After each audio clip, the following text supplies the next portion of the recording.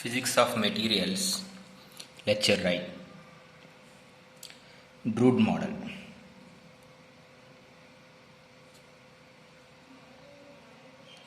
Drude model, thermal conductivity. Previous lecture we discussed about the electrical conductivity of Drude model. This is thermal conductivity. Drude model, thermal conductivity. Three modes of heat transfer that we observed. Three modes of heat transfer.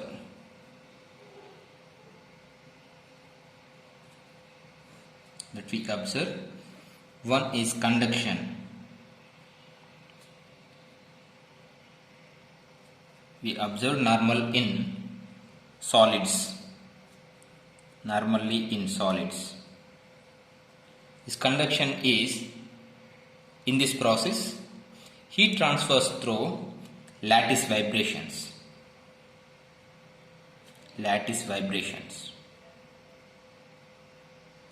which is called phonon,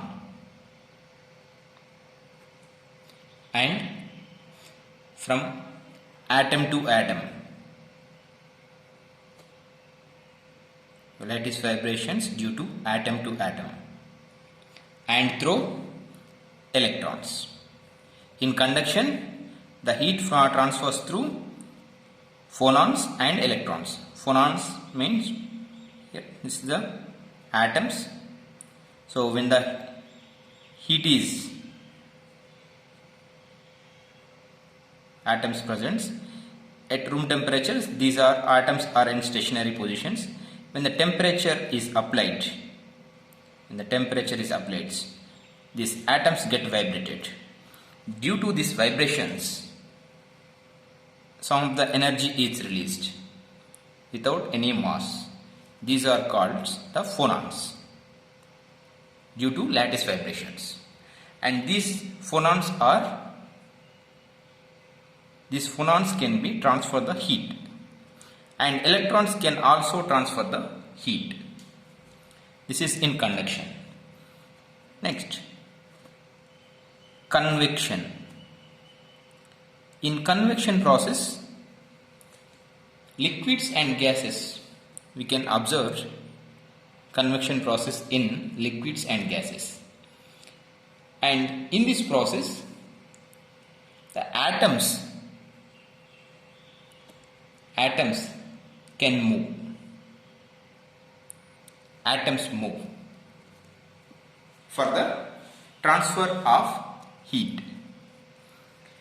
Next, radiations.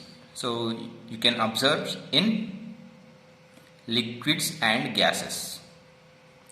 And radiation.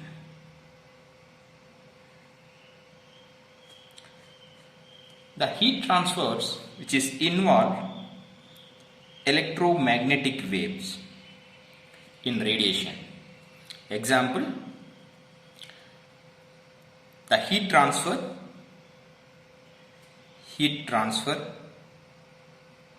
from sun to earth. So when the sun rays coming from the sun and reaches to the earth, there is no solid medium, liquid medium and gaseous medium. Okay. So when it is reaches to the earth atmosphere, it's the earth and this is the earth atmosphere and sun. When it is reaches to the earth atmosphere, and this earth atmosphere then acts like a convection medium. So from the earth atmosphere, it is heat is transferred to the convection mode, and sun to the before earth atmosphere, and it is like a radiation. Electromagnetic waves are carry the heat energy up to earth atmosphere. So no conduction, no convection takes place in electromagnetic waves. So the metals The metal's heat conduction occurs both through electrons and lattice vibrations. In metals, in solids, or we are taking the example of metal. So all metals almost in solid form. So in metals, the heat transfer takes place by electrons and phonons. So electron contribution is more in metallic systems for thermal conductions. So electrons contribution is more for thermal conduction, heat transfer. So for the heat transfer, electron contribution is more. So in thermal insulator, lattice vibrations are dominant. So in metals, electrons are more dominant to transfer of heat. In insulators like ceramics, phonons are more dominant compared with the electrons in heat transfers. Okay. Now define the thermal conductivity. So now you take K is thermal conductivity. K is thermal conductivity, and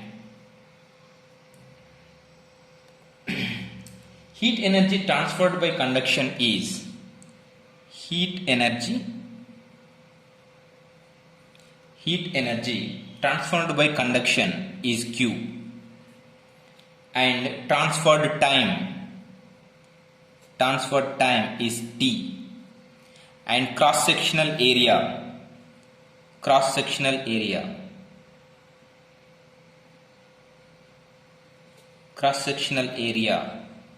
is A. Temperature gradient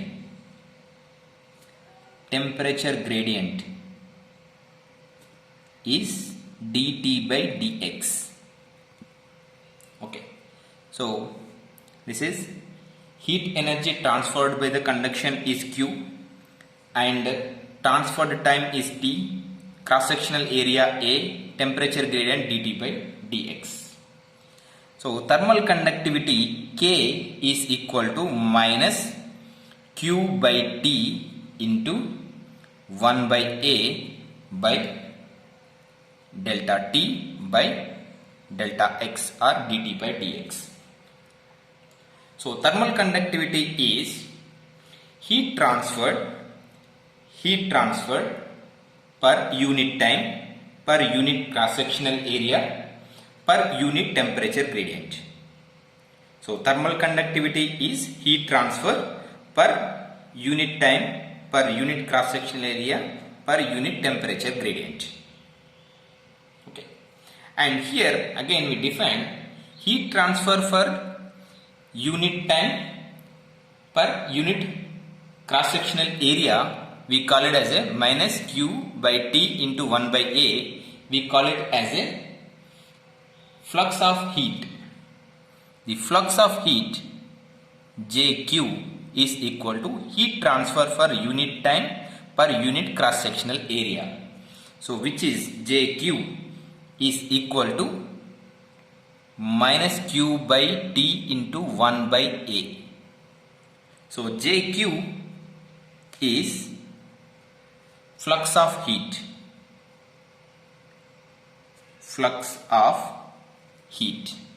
So from this is K equal to minus JQ by dt by dx. So JQ is equal to minus K dt by dx. So this minus is indicating the heat is transferred from the high temperature to low temperature. Okay, and this is called Fourier's law of heat transfer. So this is called Fourier's Fourier's law of heat conduction. Fourier's law of heat conduction. J equal to minus K into dt by dx. So where J is the heat flux, K is the thermal conductivity, dt by dx is the temperature gradient. Okay.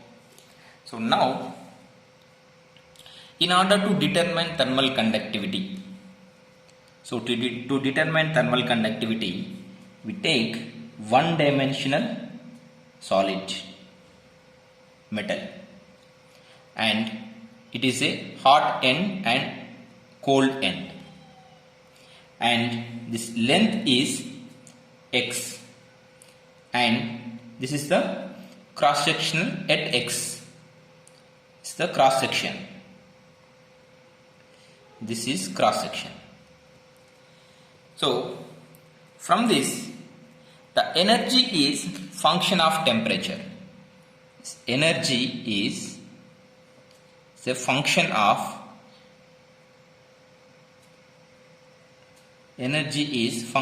temperature, that is E of T.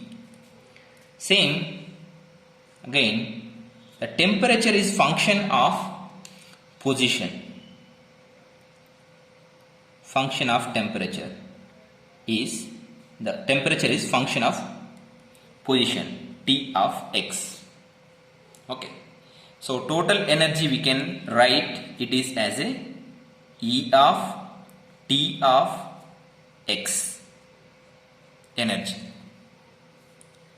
Heat move from hot to cold end and across the cross section.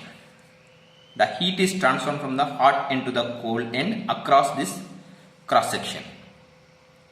The net heat transfer of heat is similar to diffusion of chemical species. The net heat transfer of heat is similar to diffusion of chemicals. That is, it is moving from how much it is moving from the right to left, same is moving from the other side. So electron exchange energy only through collisions. So here we are considered is the heat transfer through the electrons only. The electrons exchange energy only through collisions. When it is collide to the one electron to another electrons, then the electrons can be exchange their energies. So need to determine last collisions that electron had before it arrived at x. So this is the electrons last collision it is having, and it is moving to the one cross sectional area, and electrons is also it is having the one cross sectional area. So from Drude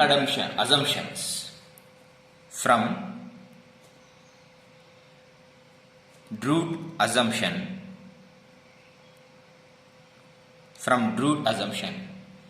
mean time between collisions. This is mean time between collisions is tau, which is independent of position and velocity. This tau is independent of position and velocity. So where the last collision occurred before arrived at x position. Okay. So where the last collision occurred before arrived at x, these positions. So electron move with velocity v. This electron move with velocity v. And mean free time between collisions is tau. So electron coming from hot end to the cold end, and collisions at 1 minus x minus v tau. So this electron coming from the hot end had last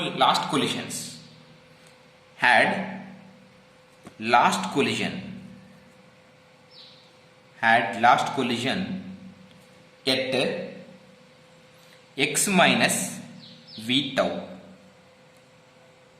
and electrons coming from cold end had last collision at x plus v tau. The energies corresponding to these positions, energy corresponding to these positions are from hot end E of t of x minus v tau hot end, and for cold end E of t of x plus v tau. This is the last collision occurred. So when the electron is coming from the cold end, this is the last collision occurred space where the electron is coming from the hot end. So NF is number of free electrons per unit value, and these electrons are moving randomly. So assume half of electrons move hot end side. This is the assumption. Assume half of electrons moving from hot end and half of electrons moving from the cold end. Okay, so that is the one assumptions. Then the flux of heat from hot end to cold end across cross section is the flux of heat from hot end to cold end across cross section x is, that is J hot to cold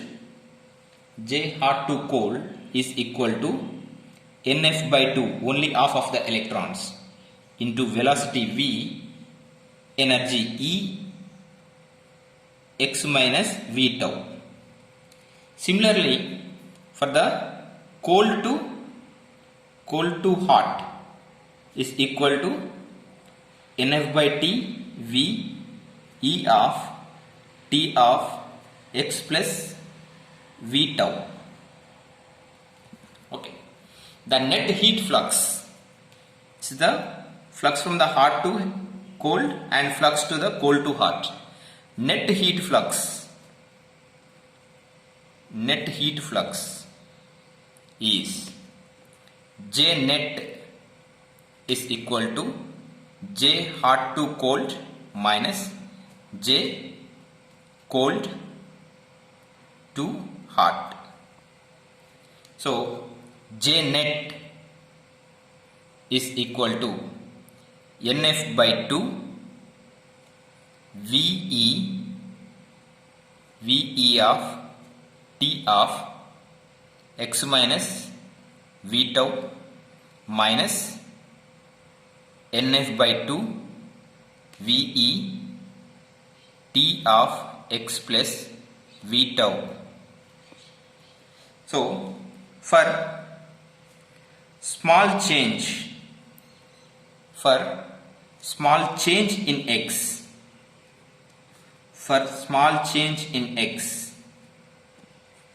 so when we are taking the only this one term t of x minus v tau, so derivation of t of x minus v tau, for small change in x, this E of t of x minus v tau becomes E of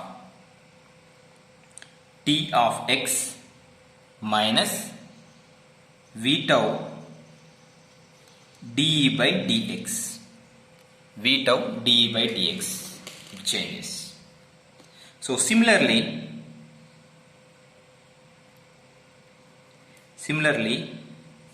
E of t of x plus v tau is equal to E of t of x plus v tau dE by dx. So substitute these values in J net is equal to E of t of x gets cancels, and you will get NF by 2 into V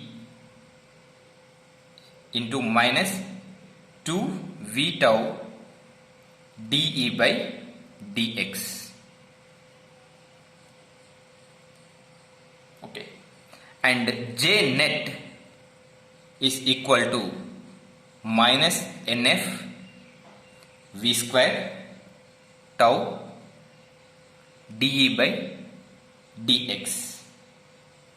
Again we rewrite J net is equal to minus NF V square tau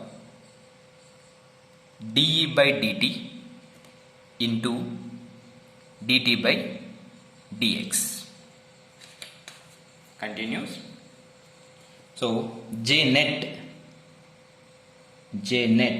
is equal to minus NF V square tau dE by dt into dt by dx. And we know specific heat at constant volume CVE is equal to NF dE by dt. So substitute CVE values in this equation. J net is equal to minus V square tau CVE dt by dx. So this is in one dimensional. This is in one dimensional. This is in one dimensions. And for the three dimensions, here J net is equal to minus 1 by 3 V square tau CVE dt by dx. So compare this equation with Fourier's law of heat conduction. Fourier's law of heat conduction. So Fourier's law of heat conduction, J is equal to minus K dt by dx. So here J net, J dt by dx. So other than dt by dx, this term. So this thermal conductivity K is equal to 1 by 3 V square tau CVE, and its units watts per meter per Kelvin. Okay, this V square value is equal to 10 power 10 meter square per second square. This is tau is equal to 10 power minus 14 seconds. Specific heat value is equal to 10 power 6 joule per meter cube Kelvin. So substitute these values. Thermal conductivity approximately you will get 100 watt meter inverse Kelvin inverse. So this value is somewhat closer to the values of silver, gold and copper. Silver, gold and copper, experimental values of this is always. So Drude model is success for the determining thermal conductivity. Okay. Thank you. So we'll discuss further in the next class.